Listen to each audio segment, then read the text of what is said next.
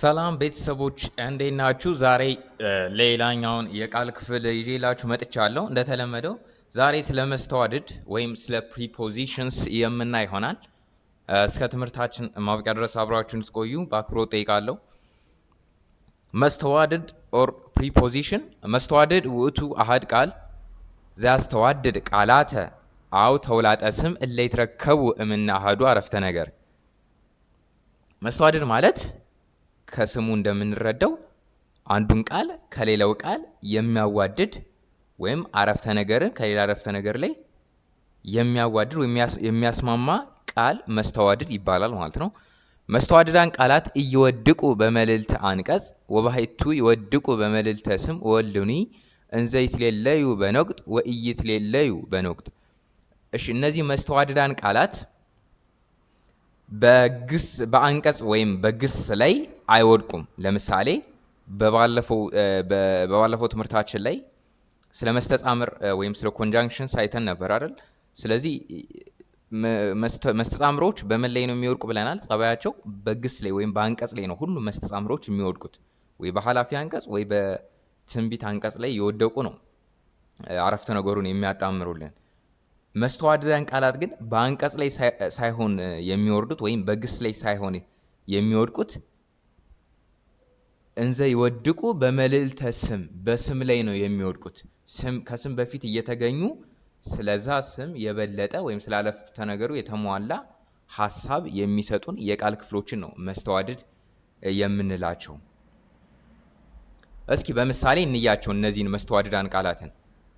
የመጀመሪያው በነቁጥ ዘኢትሌለዩና በነቁጥ ዘኢይትሌለዩ። ለምሳሌ መሀል ላይ በክፍት ቦታ እንለያቸዋለን ወይም እንዲሁ ከስሙ ጋር አብረው ያለምንም መለያየት የሚጻፉ የመስተዋድዳን አይነቶች አሉ። ለምሳሌ የመጀመሪያው በነቁጥ ዘኢትሌለዩን ስናያቸው ውስተ ሀገር አለ፣ ሀገር ውስጥ፣ ላይ ደብረ ታቦር፣ ደብረ ታቦር ላይ፣ ዲበ ምድር፣ ምድር ላይ፣ ታሕተ ጠፈር፣ ከጠፈር በታች፣ መልዕልተ ደብር፣ ደብር ሀበ ኢየሩሳሌም፣ መልዕልተ ደብር ሀበ ኢየሩሳሌም። ስለዚህ እነዚህ በነቁጥ ዘኢትሌለዩ መስተዋድዳን ቃላት ናቸው። በነቁጥ ዘኢይትሌለዩ ሳይለዩ ደግሞ ያለምንም ክፍት ቦታ ለምሳሌ ለሀገር ለመስተዋድድ ነች። በደብረ ታቦር እምድር ጽላት ዘሙሴ ዘ። ስለዚህ እንደዚህ አይነት ቃላት ምን ይባላሉ? መስተዋድዳን ቃላት ይባላሉ ማለት ነው። ውስተ፣ ላይለ፣ ዲበ፣ ታሕተ፣ መልዕልተ፣ ለበእም፣ ዘ እና ሌሎችም። ስለዚህ ሌሎችን የመስተዋድዳን ቃላትን ወይም መስተዋድዳን ቃላትን አንድ ባንድ ለማየት እንሞክር። እስኪ ለምሳሌ እነዚህ ቅድም ያየናቸውን በምሳሌ እስኪ እንግለጻቸው። ኢይከብር ነቢይ በሀገሩ፣ ነቢይ በሀገሩ አይከበርም። በትርጉማ ራሱ በ ነው። በአማርኛም እንዲሁ ነው ማለት ነው የምንተረጉማት በን።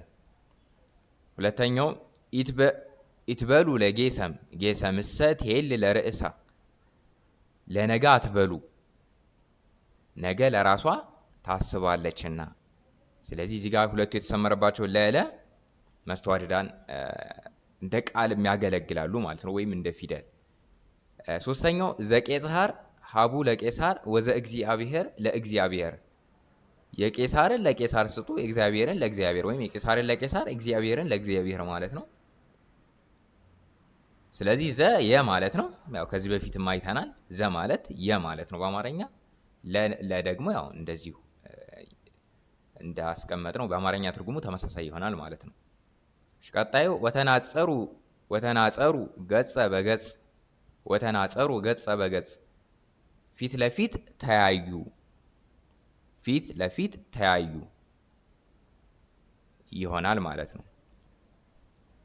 ቀጣዩ ደግሞ ወይሐውር እምሀገር ውስተ ሀገር፣ ወይሐውር እምሀገር ውስተ ሀገር፣ ከሀገር ሀገር፣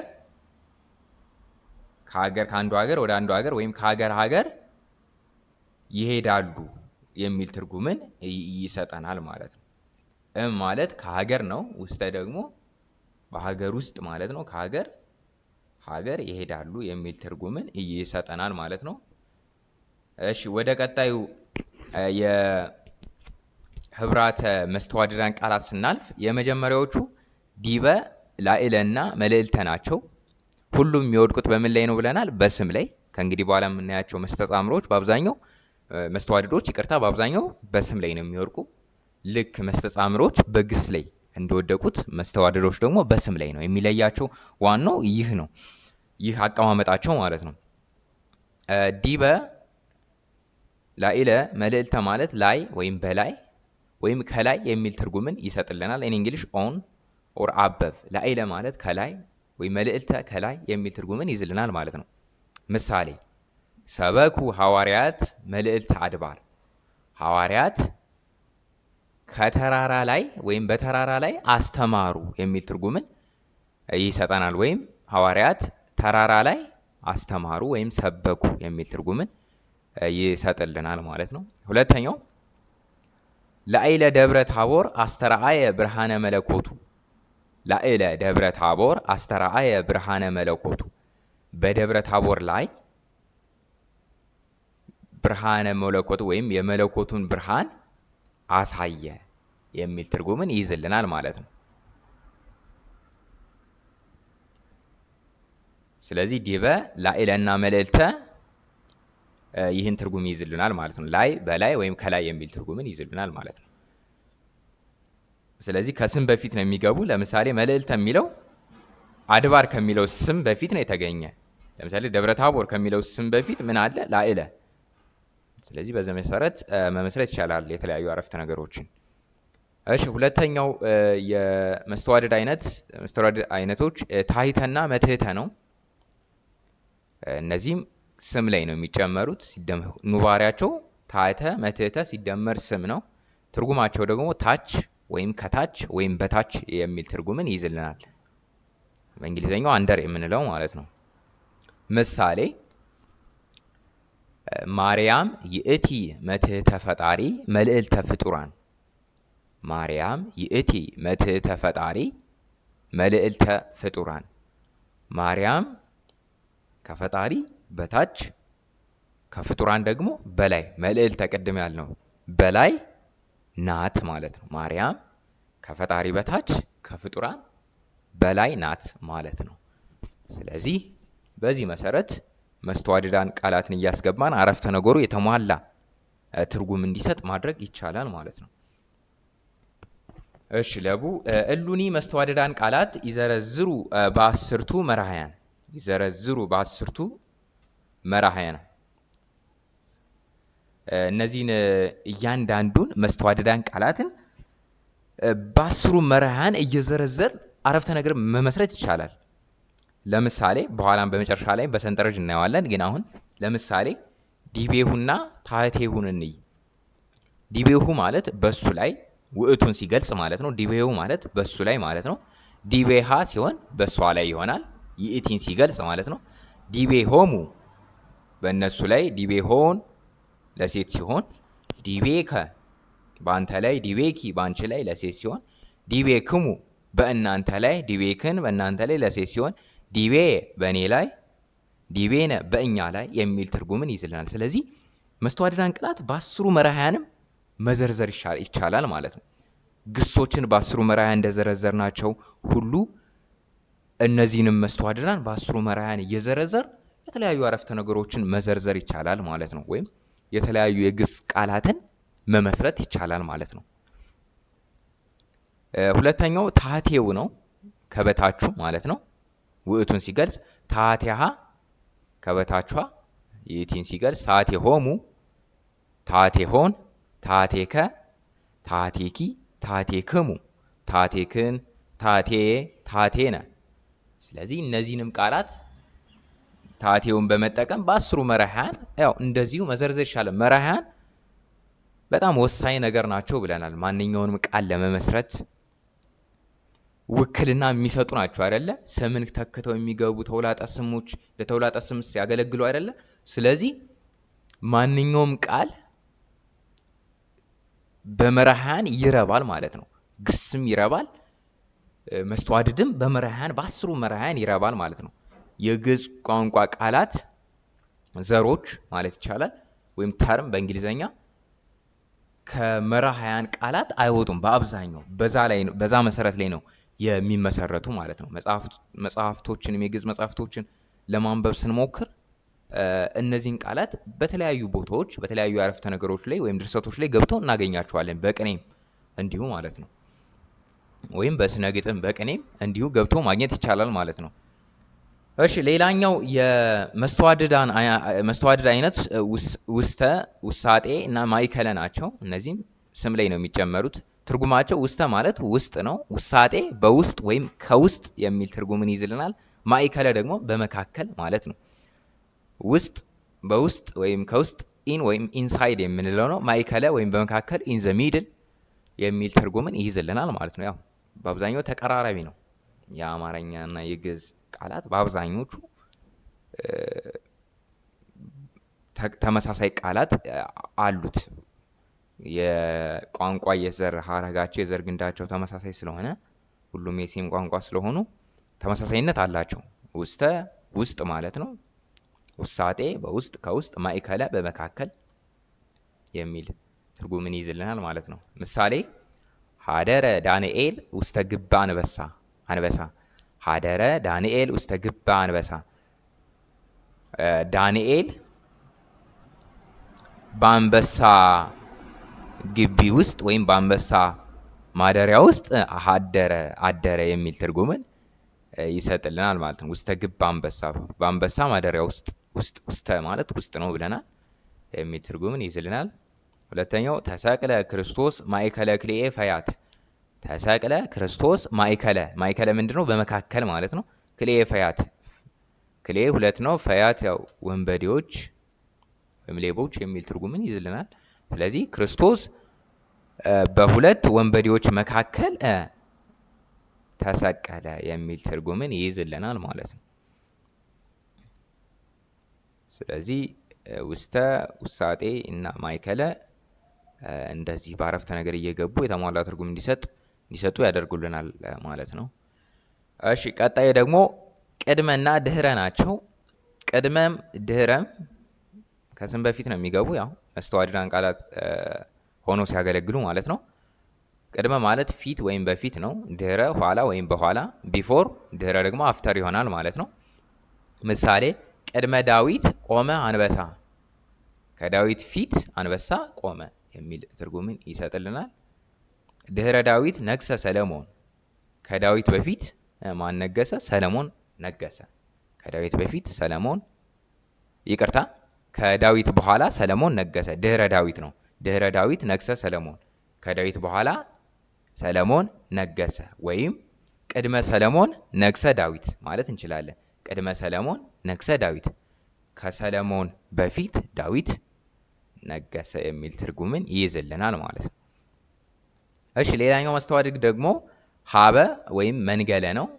ሲደመር ስም ነው። ይህም ሀበ ወይም መንገለ ማለት ወደ ማለት ነው። እንግሊሽ ቱ የምንለው። እሺ በምሳሌ ስናየው ሆረ ኢየሱስ እምገሊላ ሀበ ዮርዳኖስ። ሆረ ኢየሱስ እምገሊላ ሀበ ዮርዳኖስ። ኢየሱስ ከገሊላ ወደ ዮርዳኖስ ሄደ። ኢየሱስ ከገሊላ ወደ ዮርዳኖስ ሄደ። ሆረ ኢየሱስ እምገሊላ ሀበ ዮርዳኖስ። ሌላኛው ምሳሌ አርገ እግዚአብሔር በይባቤ መንገለ ሰማይ። አርገ እግዚአብሔር በይባቤ መንገለ ሰማይ። እግዚአብሔር በታላቅ ምስጋና በታላቅ ደስታ ወደ ሰማይ አረገ፣ በታላቅ ክብር ወደ ሰማይ አረገ የሚል ትርጉምን ይይዝልናል ማለት ነው። ወደ ሰማይ፣ መንገለ ሰማይ ማለት ወደ ሰማይ ማለት ነው። ስለዚህ ሀበና መንገለ ትርጉማቸው ምንድን ነው? ወደ ነው።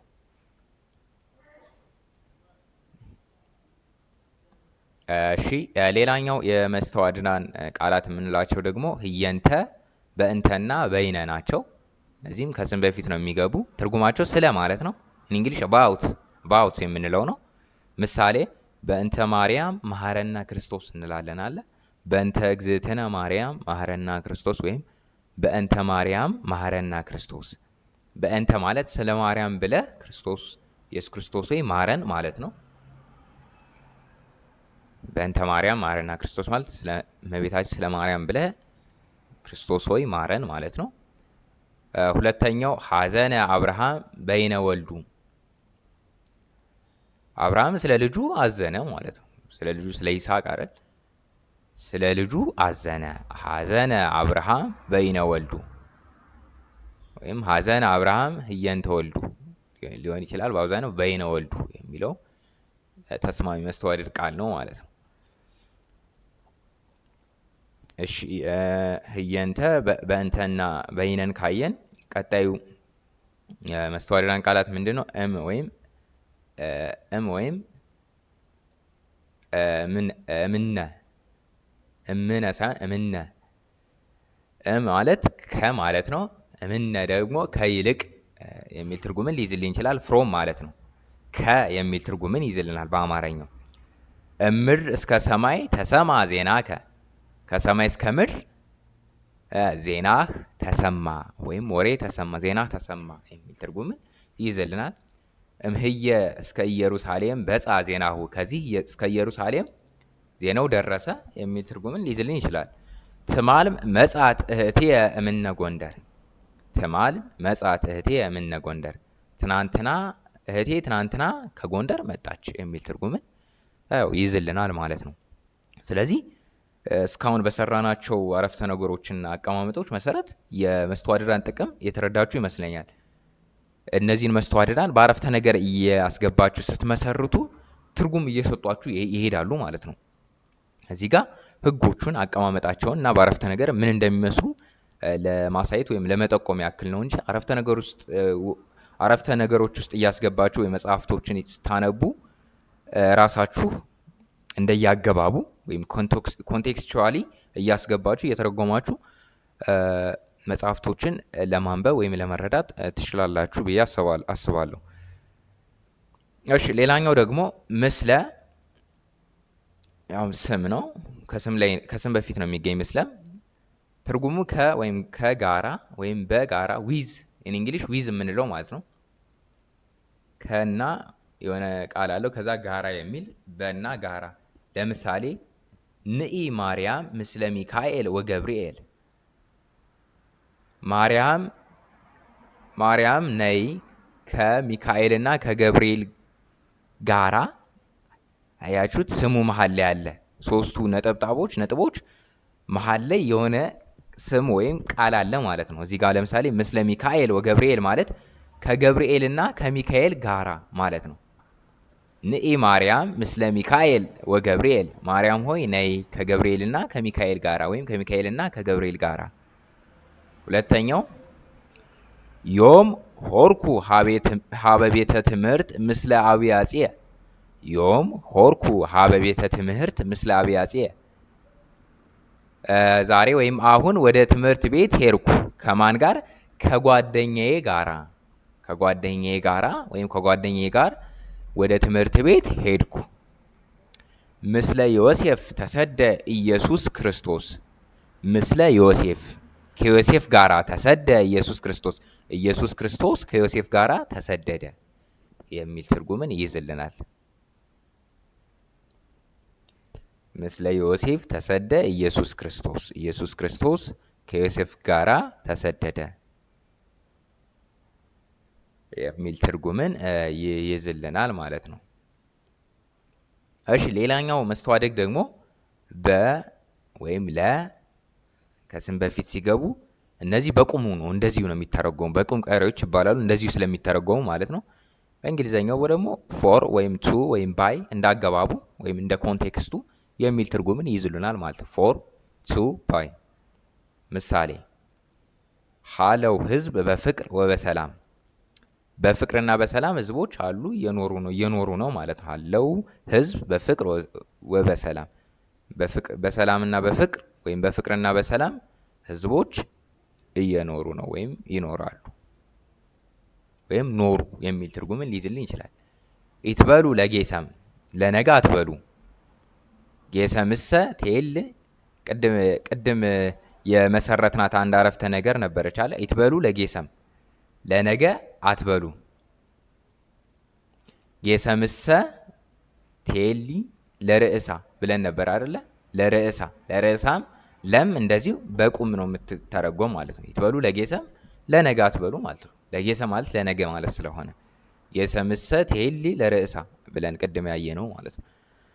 ስለዚህ በእናለን ያው እንደዚህ በቁሙ ወይም አዚቲዝ ምንለው በእንግሊዝ እንተረጉማቸዋለን ማለት ነው።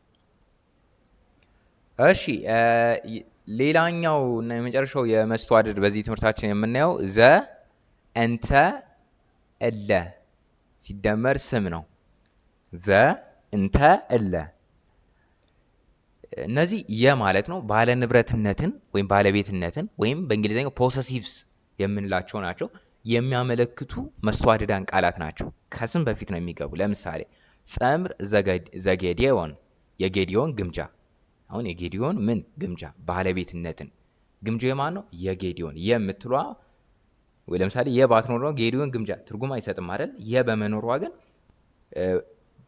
ፖሰሲቭ ባለቤትነትን ገለጸችው ማለት ነው። ወይም ዘርፍ አያያዥም ሆና ታገለግላለች። እሺ ለምሳሌ በትር ዘአሮን የአሮን በትር ማለት ነው። ጽላት ዘሙሴ የሙሴ ጽላት። አምላክ እንተ ሰማይ የሰማይ አምላክ። እንተ አብ ፍቅር የፍቅር አባት። እለ ሀገር ህዝብ የሀገር ህዝቦች የሚሉ ትርጉሞችን ይይዝልናል ማለት ነው።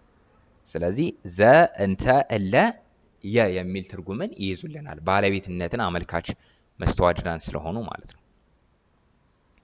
እሺ የዛሬውን የመስተዋድዳን ትምህርታችንን ከመጨረሳችን ወይም ከማጠቃለላችን በፊት ቅድም እንዳልኳችሁ እያንዳንዱ መስተዋድዳን ቃላት ምን አላቸው ብያችኋለሁ። በአስሩ መራሕያን ይረባሉ ወይም ይዘረዘራሉ ብያችሁ ነበር። እስኪ ቅድም ያየናቸውን ዘ እንተና እለ የሚሉትን ዘርፍ አያያዥ ወይም ባለቤትነትን አመልካች መስተዋድሮችን ወይም ባለ ንብረትነትን አመልካች መስተዋድሮችን እስኪ በአስሩ መራሕያን እየዘረዘር እንያቸው። የመጀመሪያው በውእቱ ስንዘረዝረው ዚአሁ ነው። እንቲአሁ በእንተ ጊዜ እሊአሁ የሱ ማለት ነው። ሂም ይሆናል ማለት ነው። በኢቲ ጊዜ ደግሞ ዚአሃ እንቲአሃ እሊአሃ የሷ ማለት ነው። ሀር በውእቶሙ ደግሞ ዚአሆሙ እንቲአሆሙ እሊአሆሙ የነሱ ማለት ነው። ዜርስ በሴት ሲሆን ደግሞ ዚአሆን እንቲአሆን እሊአሆን ለሴት የነሱ ማለት ነው። አንተ በአንተ ስንዘረዝረው ደግሞ ዚአከ እንቲአከ እሊአከ ያንተ ማለት ነው። በሴት ሲሆን ደግሞ ዚአኪ እንቲአኪ እሊአኪ የአንቺ ማለት ነው። እናንተ ሲሆን በወንድ ዚአክሙ እንቲአክሙ እሊአክሙ የእናንተ ማለት ነው። ዮርስ ለወንድ ዚአክን እንቲአክን እሊአክን የእናንተ ለሴት ይሆናል ማለት ነው። ዘጠነኛው ዚአየ ነው። ለእኔ ሲሆን ለአነ ጊዜ ማለት ነው። ዚአየ እንቲአየ እሊአየ የእኔ ወይም ማይ ኦር ማይን የምንለው በእንግሊዘኛው። ዚአነ እንቲአነ እሊአነ የኛ አወር ኦር አወርስ ይሆናል ማለት ነው። በንህነ ጊዜ ማለት ነው። ስለዚህ መራሕያን እነዚህ መስተዋድዳን ቃላት በአስሩ መራሕያን በዚህ መሰረት ይመሰረታሉ ማለት ነው። አሁንም በድጋሚ መርጋችሁ መራሕያንን ካልተረዳችሁ መሰረታዊ የግስ ትምህርቶችን ወይም ሌሎች የቃል ክፍሎችን ለመረዳት ከባድ ነው የሚሆን። መራሕያን ለግዕዝ ቋንቋ ወይም ለግዕዝ ሰዋሰው መሰረት ናቸው ብለናል። መራሕያን ትምህርታችን ካልገባችሁ አሁንም ተመልሳችሁ ለማየት ሞክሩ። ስለዚህ ሁሉንም ቃላት እንዲሁ በአስሩ መራሕያን እየዘረዘን በግስ ላይም በነጠላና በዘር እርባታ ወይም በመዝገበ ቃላት በዲክሽነሪ ላይም እነዚህን ቃላት በተለያዩ አይነት ቅርጾች በመራሕያን ተዘርዝረው ማግኘታችን ስለማይቀር መራሕያንን ማወቅ ግሶችን ለማወቅ ግሶችን ለመገሰስ ሌሎችንም የቃል ክፍሎች እንደ መስተዋድድ ያሉትንም ለመዘርዘር በጣም ወሳኝ የግዕዝ ሰዋሰው ትምህርት ነው ማለት ነው፣ ወይም የቃል ክፍሎች ናቸው ማለት ነው። ስለዚህ ለዛሬ ይዤላችሁ የመጣሁት የመስተዋድድ ወይም ፕሪፖዚሽን ትምህርት ይህንን ይመስል ነበር። ያው ፕሪፖዚሽን ባለፈው እንዳልኳችሁ በፊት የሚገኝ ፕሪ ማለት በፊት ነው፣ ፖዚሽን ያው ቦታ ነው የሚያመለክት ነው። ስለዚህ በፊት የሚገኝ ከምን በፊት ከስም በፊት እየተገኙ አረፍተ ነገሩ ሙሉ እንዲሆን የሚያደርጉ የቃል ክፍሎች ናቸው። ስለዚህ ስለ መስተዋድዳን ይዤላችሁ የመጣሁት ትምህርት ይህን ይመስላል። በቀጣይ ደግሞ ስለ መስተአምር ወይም አርቲክል፣ ዴፊኒት አርቲክል፣ ኢንዴፊኒት አርቲክል በእንግሊዝኛ የምንለው ወይም ኤ፣ አን፣ ዘ የምንላቸው አርቲክሎች አሉ አይደል? በግዕዝ መስተአምር ይባላሉ። ለምሳሌ የታወቀ ቃል ከሆነ ዘ ነው፣ ዴፊኒት ነው፣ የታወቀ ማለት ነው። ኢንዴፊኒት ደግሞ ያልታወቀ ከሆነ ኤ፣ አን እንጠቀማለን ብለን በእንግሊዝኛ የምናያቸውን ትምህርቶች በግዕዝ ደግሞ እስኪ ምን እንደሚመስሉ የተወሰነ ለማየት እንሞክራለን። እንዲሁም ደግሞ ስለ ነጠላ ግስና ስለ ነጠላ ግስ ዘርና ነባር ወይም ዲክሽነሪ የምንለው ማለት እንዴት እንደሆነ መግቢያ ያው ዲክሽነሪዎችን አንብበን እንድንረዳ ታዋቂው ዲክሽነሪ የአለቃ ኪዳነወልድ ክፍሌ መጽሐፈ ሰዋሰው ወግስ የሚል አንድ መጽሐፍ አለው።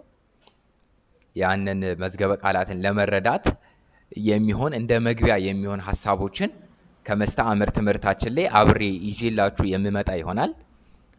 ሀሳብ አስተያየት ካላችሁ አሁንም ወይም ምክር በሀሳብ መስጫ ሳጥን ውስጥ ማስቀመጥ አትርሱ።